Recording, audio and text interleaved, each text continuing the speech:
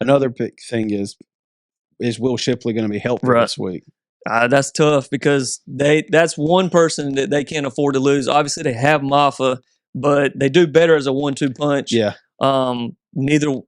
Not to say neither one of them would be successful just on their own, but obviously the way that they're built is to get 15 or so carries apiece, somewhere in there.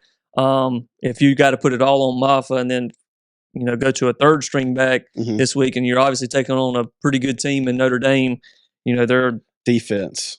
Their defense is stout. They've lost 2 games this year. I think they're 5 or 6-2. A good thing for Clemson is, I believe it is a home game for them this week. Another 12 o'clock game. Clemson seems to keep getting these 12 o'clock games. They finally started giving South Carolina. We don't have to wait all day to get for Daddy to get just go and get me pissed off early. Just go and get me pissed off. Gives you the rest of the day to kind of relax or try and get over it. Clemson needs Will Shipley. Obviously, they're going to be real careful if it's a neck injury.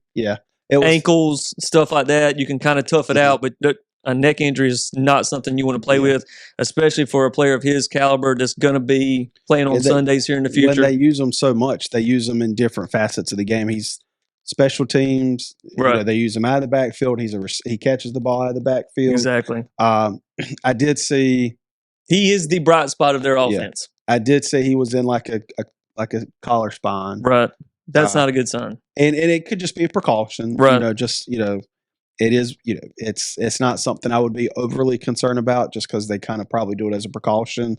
But it's also something I don't think they're going to push him to try to come back. Right. And it changes the way I think Garrett Riley and maybe Dabo playing how they call the game, because I don't think Phil Maffa is that big a threat catching the ball like Will Shipley is. No, Maffa's more of that between the tackles, inside run guy. He's not really your swing pass or your, get it out wide kind of guy.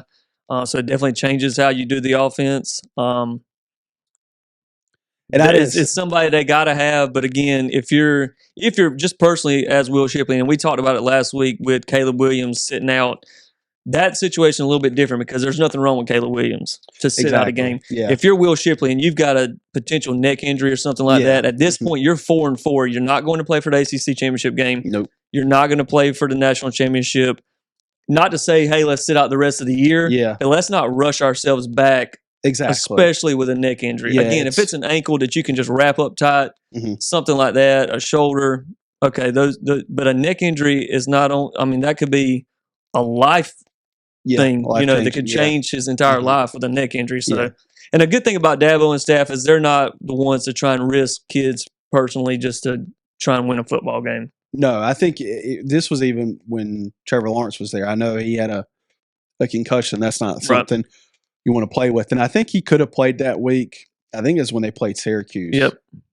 And they went with their backup. Right. Yeah. And you need to put the health of the player first. And, like I said, the season's not going the way they wanted it to. Right.